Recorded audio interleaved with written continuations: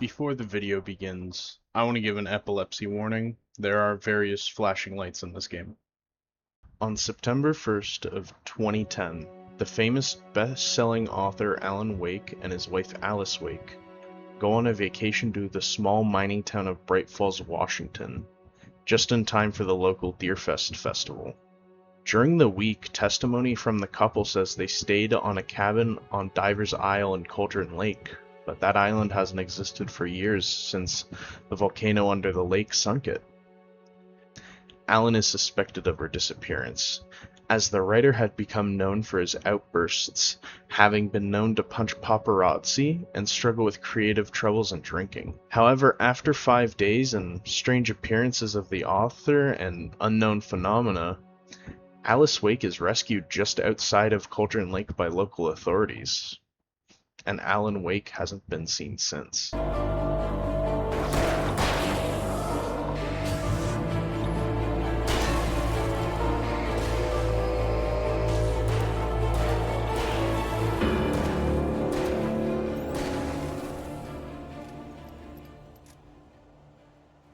So I'm going to start with a summary of the game, and then we'll do the analysis at the end. There is quite a bit to go through. Skipping over the tutorial of the game, it's just a dream Alan has about darkness tornado that's chasing him down after he hits a hobo. Alan begins the story by regaling us why he is coming to Bright Falls. After ending his book series 2 years ago and lamenting on his writer's block, he is unable to write a new story. However, he thinks getting away from the bustling streets of New York into the wilderness of Bright Falls, Washington, by the suggestion of his wife Alice, he's hoping to remedy that. It seems the two have been arguing recently, as when Alan is suggested to see a therapist that often aids in creative blocks in artists, Alan rejects the idea, fully citing he isn't there to work, and it will come as a reoccurring theme within the story aside from departure, that everyone in Alan's life wants him to write this damn book and won't leave him alone about it. And I'll get back to why this is important later. When they arrive in town, his cover is almost immediately blown, as there's a superfan working in the diner Alan stops in. He's here to pick up the keys to his cabin from a man named Tucky, yet meets a woman in funeral attire instead who gives him the key. And after a little stint with some local rock artists, the couple makes their way to Bird's Lake cabin on Cauldron Lake. On arriving, the power is out, and Alice refuses to go inside, citing a phobia of darkness. After Alan restores said power, they settle into their lodging, and Alice gives Alan a gift, which really isn't one, as it's a typewriter to help him write. This obviously causes an argument and causes Alan to leave for some fresh air. But when the lights go out and Alice screams, he jumps into action. He sees the horrific sight of her being dragged off the balcony and into the lake, and Alan, with zero hesitation or self-preservation, jumps right in after her. After a flash of visions, Alan wakes up in his crashed car. He doesn't seem to remember how he got here, let alone driving the car. He escapes from the car quickly before it flies off the cliff. Seeing a gas station in the distance, he decides to make his way there through the forest, though he encounters this odd darkness in his real life for the first time. The same one from his dream, though he remembers the ominous light in the dream's words from his nightmare. He also encounters a mysterious manuscript that he seems to have written himself, and they're found literally everywhere. There's no explanation, but it seems the manuscript seems to predict future events perfectly, like in the encounter with Stucky and Alan going to the gas station. It's also in this chapter we encounter our first episode of Night Springs, a Twilight Zone parody that later in the game we learn Alan actually wrote a few episodes of. But it seems none of the episodes he wrote are actually featured in the game, as Alan makes no comment usually, and the only confirmation is when later his friend Barry comments that he wrote on a few episodes. These episodes are actually pretty cool because they're done in live action, and you'll notice most of the TV sections will always broadcast the real life actors. Mostly the face models of Alan and Sam Lake, but it's a cool touch to add to the game. But after making his way to the gas station, Alan gets picked up by Sheriff Sarah Breaker.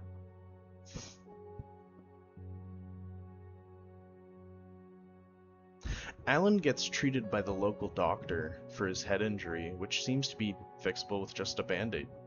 Which, after what Alan has just been through, it's surprising that Alan has only a little scratch on his head. Regardless of this fact, after talking about fish with the doctor, Alan goes to see Sheriff Breaker again and almost immediately gets a call about his wife being kidnapped, and that he has to go to the abandoned lot behind the police station, which you can just walk there behind the police station, which speaks to how secure this place is. After realizing he needs to dodge the police as their kidnapper asks, he tries to leave, but before Sarah could ask any more questions, Alan's agent Barry walks in and demands they are let go. After this, Alan and Barry make their way to the cottage, and Alan tells Barry everything. And, well, Barry thinks he's loony, but he believes him. More so the fact that Alice has been kidnapped. But he lets Alan go into the woods to the meeting spot with the kidnapper, while he sits in the cabin. Good job, Barry. Alan proceeds through the campgrounds till he makes it to the main building, encountering an episode of Night Springs along the way if one explores enough. However, when he meets the park ranger encountered earlier, the situation is dire. He's near death and asking you to return the power. After restoring the power, he's been, unfortunately, axe murdered, and on your return to the ranger, his dog is unfortunately dead, which I didn't notice in my main playthrough, thankfully. RIP. The ranger has been transformed into a shadow person, so without hesitation, of course, the little gangly author, Alan Wake, decides violence is his only option and guns him down immediately. And this gives me a moment to explain the darkness. When the darkness takes somebody, they're fully gone, being reduced to shambling messes, just repeating the same lines on repeat, almost as if the darkness records them but doesn't understand human emotion. It's hard to tell at this point. But in general, it's unable to mimic them properly. Like here, have a listen. Who purchase a park? License to obey? At all times. Rusty never. Two bears and wolves never approached any other wildlife closer than 25 yards. Cats must be leashed. Never leave your... After this, Alan continues on his path to Lover's Peak to meet the man who kidnaps his wife. And this is an arduous journey where I actually met my first few deaths, and the game starts taking combat seriously from now on, which was a relief as it introduced many of the different enemy types attacking you at the same time. However, after making it to the parallel elevator that takes you closer, Alan is attacked by some Taken and they have cornered him. One goes to deliver the fatal blow and a man shoots him. This is the kidnapper, and he saved Alan for some reason. However, Alan has the only flashlight, and the kidnapper refuses, obviously, to give his gun to Alan. So you spend a while just highlighting the enemies for him while, defending for your life. This part is fairly difficult, but my main gripe with it is it's not really engaging combat. You have to wait for the AI to kill them. But regardless, after that's done, Alan runs at a man with a fully loaded gun and doesn't get shot. They both fall off a platform into the forest below, and it's here I want to remind you, Alan, up to this point, is a normal fucking dude. He doesn't have any insane durability or anything like superpowered. He's just a scrawny ass writer, and he survives this fall with minimal injury. However, he gets a gun back too. He goes deeper into the forest once more, and through a sea of bear traps, which surprisingly I didn't step in once.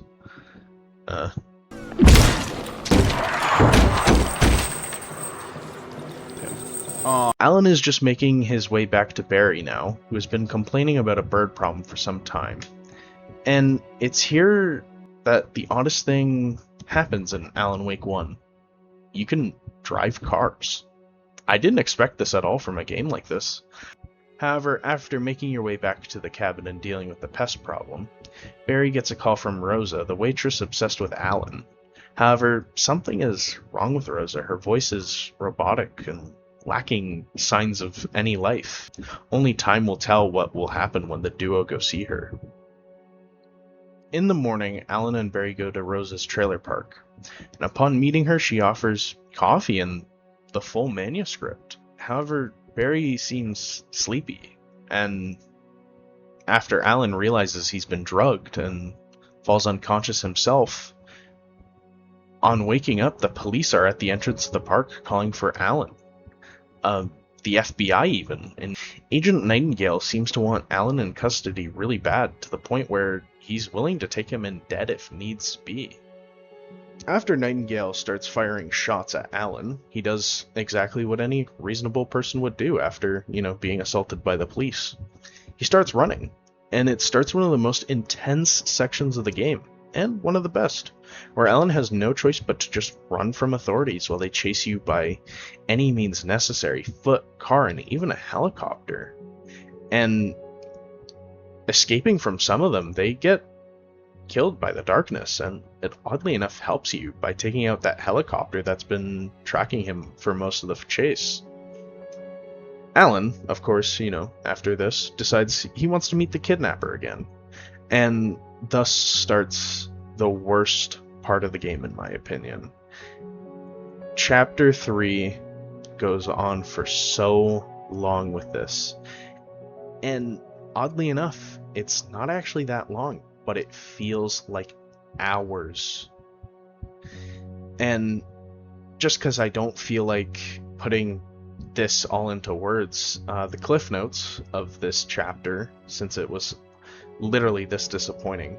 After being contacted by the kidnapper again for another meetup, you go to the meetup place and he just doesn't show up, and then tells Alan to go to another place where he also doesn't show up. And it keeps bringing up that Alan is maybe going insane because he's getting very irritable and angry. But if you've been having your tail pulled by this kidnapper and, your wife is missing, and you're being constantly chased by police, yeah, you'd be pretty upset about it.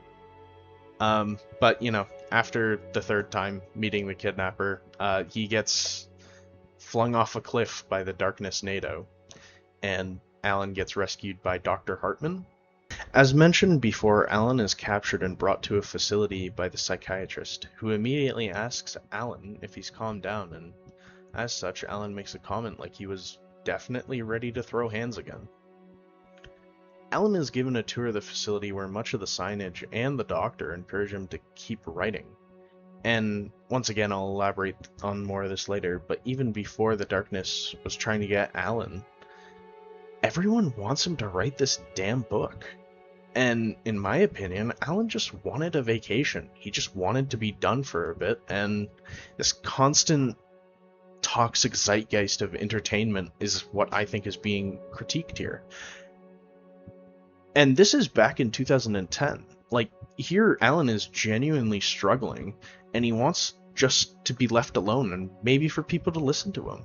And they just point out to solutions so he can get back to writing again, instead of caring what Alan wants, which is a theme more prevalent, I think, ever today, with the appealing to algorithms and brain rot and AI-generated content, at least in my opinion. This game was made in 2011, so maybe it was a critique of how bad it might get, but that's my opinion. However, after getting the tour, we meet the old men from the diner again. They introduce themselves as part of the band Old Gods of Asgard. They speak about their old farm and how Thomas Zane left a message there for Alan. If you've been paying attention, this isn't the first time Thomas Zane is mentioned within game, but the first he's discussed openly out of small anecdotes or wall paint. After this, Alan resolves to leave the medical center, but as of course before that, he runs into a TV explaining there's an editor editing his manuscript.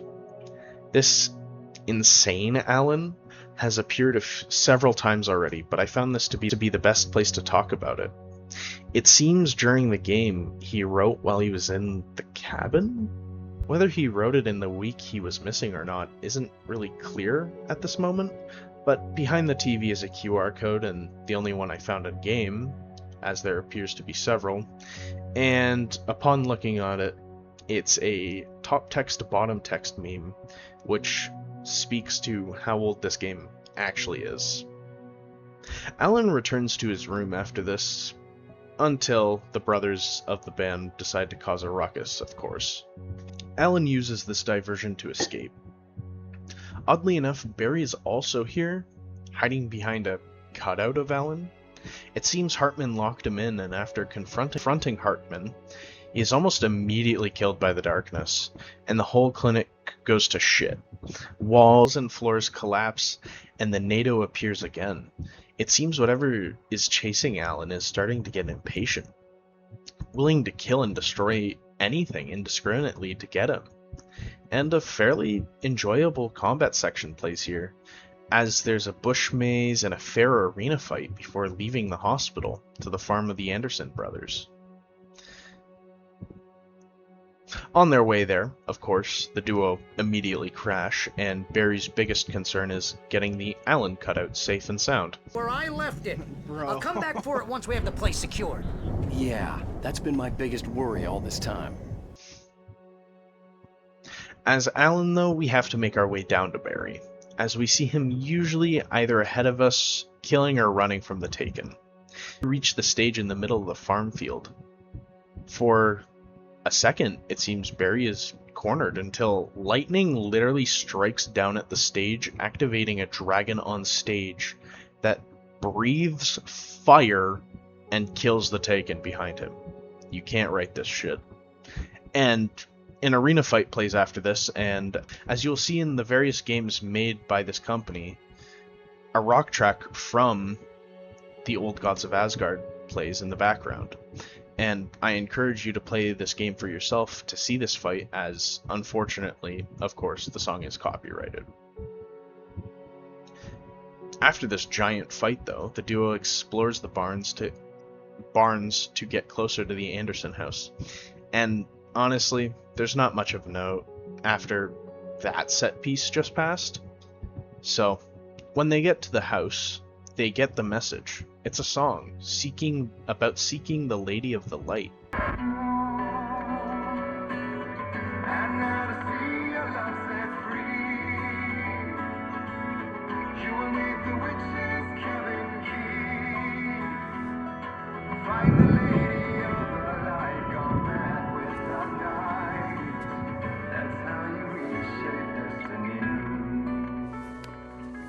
Okay. We need to find Cynthia Weaver. Which Alan makes the astute observation that they must be talking, of course, about the crazy lantern lady, Cynthia Weaver. And he resolves to try and find a lead in the morning. But that's after they get blasted on some of the Andersons' moonshine, of course. In his drunken stupor, Alan has a dream. He is the one who wrote the manuscript. And it was right after Alice fell in the water. Barbara Jagger gave him an offer he couldn't refuse. Write a story and free Alice.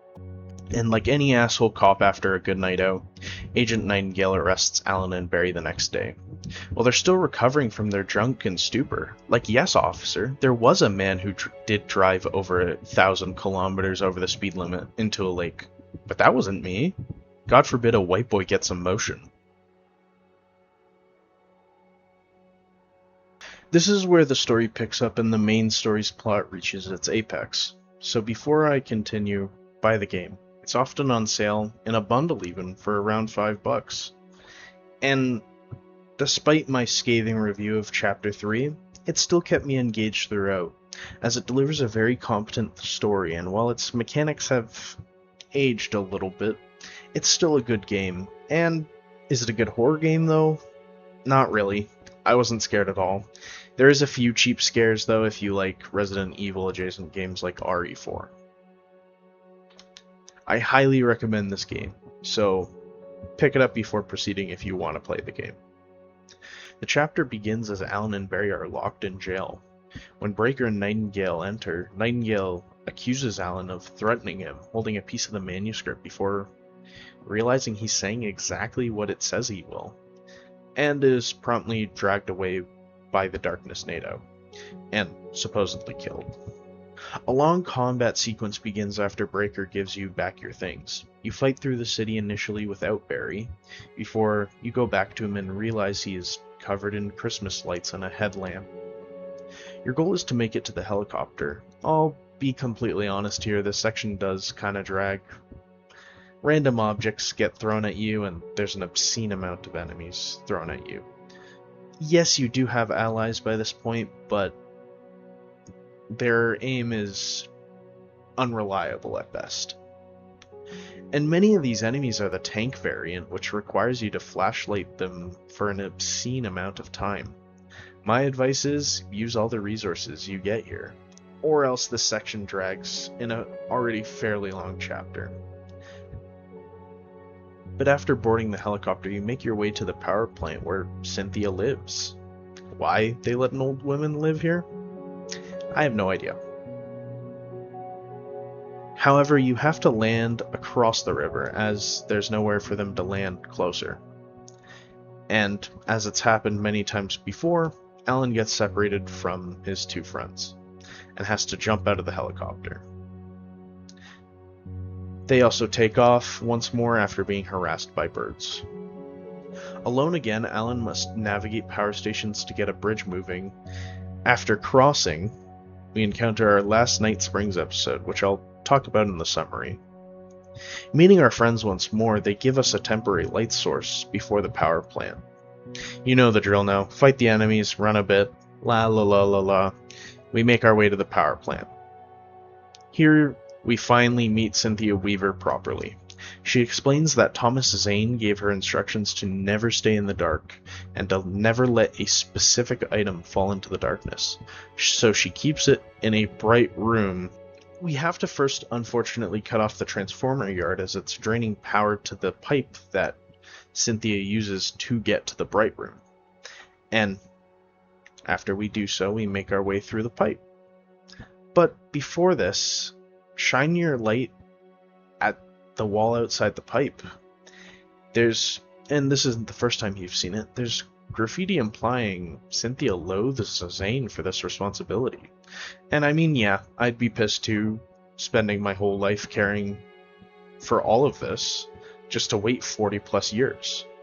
It's ridiculous. It goes to show how far the darkness must be pushed away so it doesn't get its way.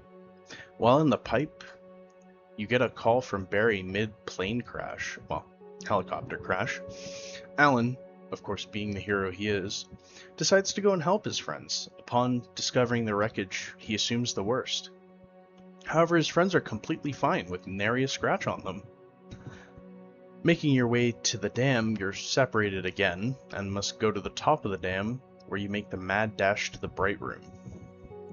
This is the climax. You make it to the room, open the box, and it's the clicker that Alan's mom gave him, that he gave to Alice, the Chekhov's gun of the entire story, if you will. Alan knows what he has to do after reading Zane's note, too. He is so close to saving Alice now, but before that, he needs to make sure no one else will get hurt. So he has Barry take Breaker's gun, and then he seals them inside the bright room. As it's revealed in a piece of manuscript later, Barry eventually relents his firearm, crying, knowing this is the last time he will ever see Alan Wake.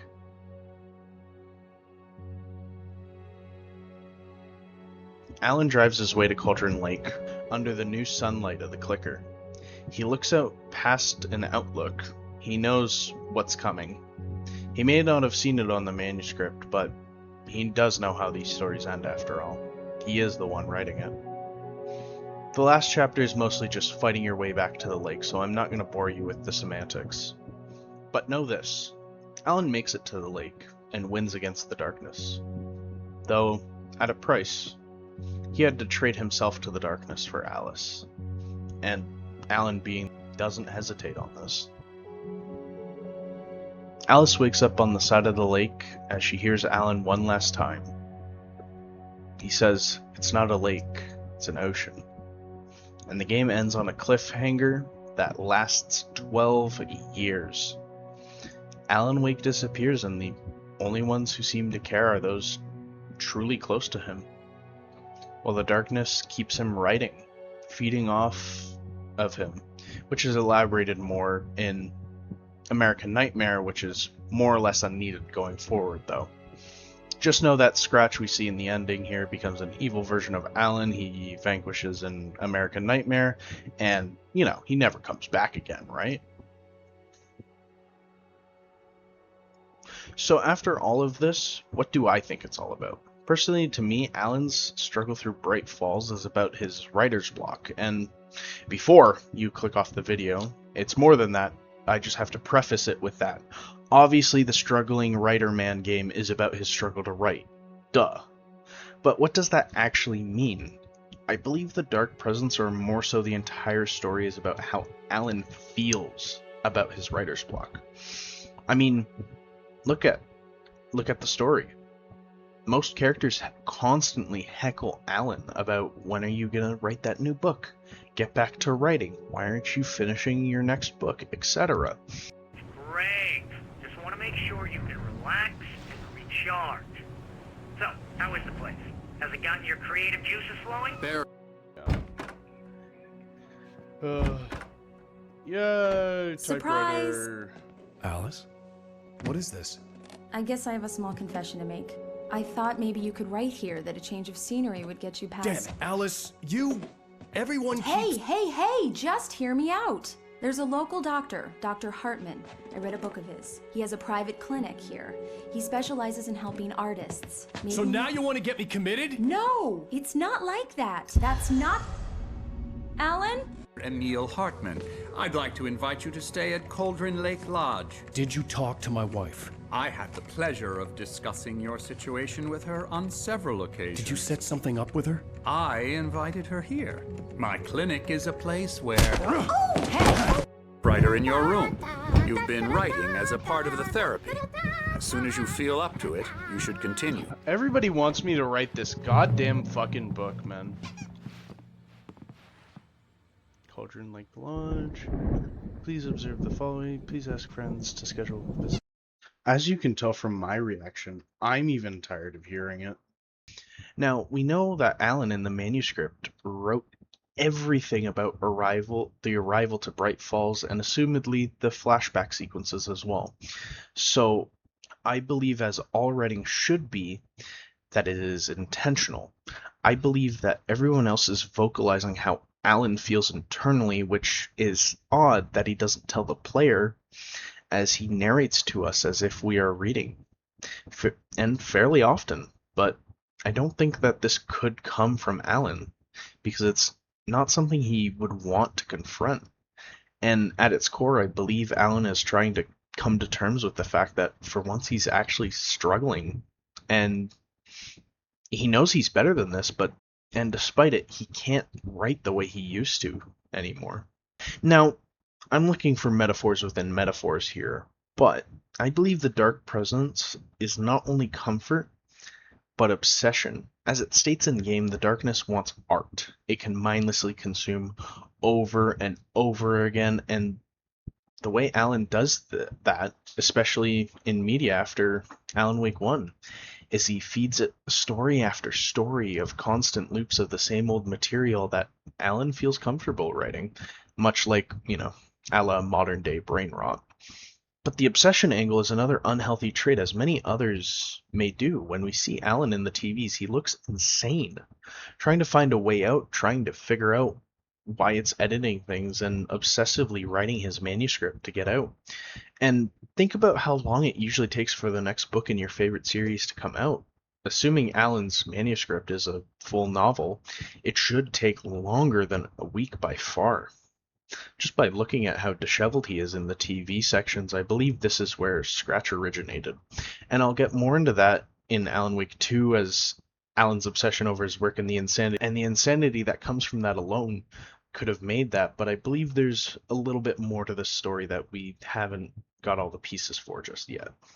Now, for the Night Springs specials, Alan used to write for them, and I think this is mostly a comfort that isn't obsessive. Now, bear with me, Alan doesn't have too much to say about the episodes themselves, as I said before, but I think their purpose in the story is mostly just a break from the action, and I think that's how Alan might feel about his time writing for them. Obviously, this is a clear assumption, but given their purpose, I think that's mostly what they serve, other than being a reflection of Bright Falls. This does have some connotations that Alan was always writing this into reality, even possibly before the events of the game, but I won't speculate too much on that front just yet. Being butterflies or butterflies that dream of being men. Such philosophical concerns are by necessity abstract. And yet, some of us can find concrete proof of the nature of our existence in Night Springs. Tonight's episode, an absence of creativity. Hello, Martha. What did you want to show me? Oh, Lydia, thank God you're here. Please, it's in the basement.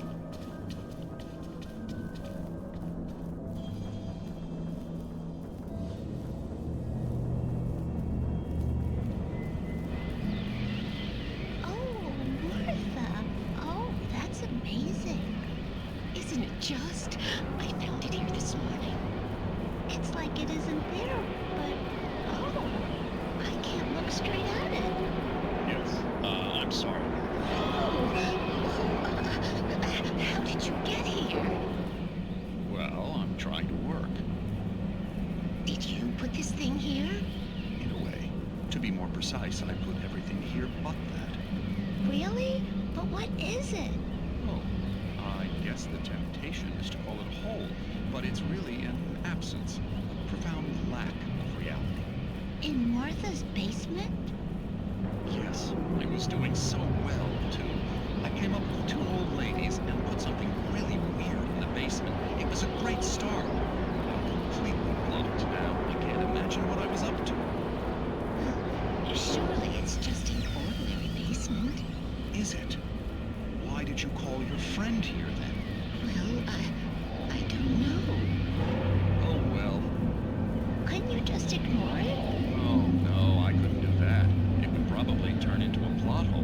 Might be one already. Could sink the whole enterprise. Oh my. Listen, ladies, not to be rude, but I'm really not at all sure where I'm going with this, and you're just not helping. You should just go back upstairs for a cup of coffee while I try to figure out what I'm up to. Well, if you think that's best. Maybe I should just stop here. Or is that too moronic? Is that too moronic? Indeed. Who can tell?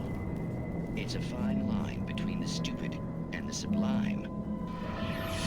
Night Springs.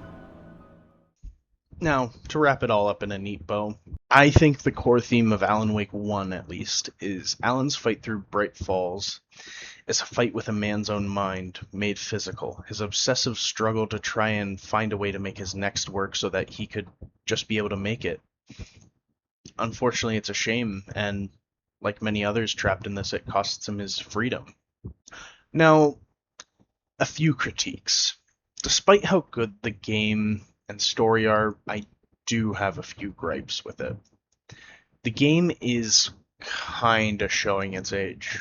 I know there's a remaster, but I actually like the graphics in this game better.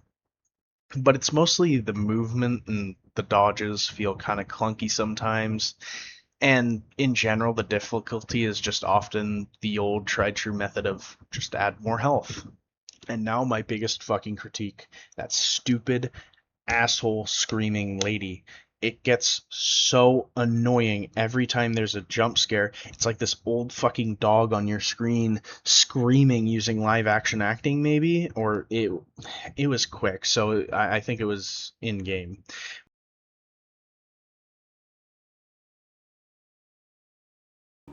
Turn back now. Alice never loved you.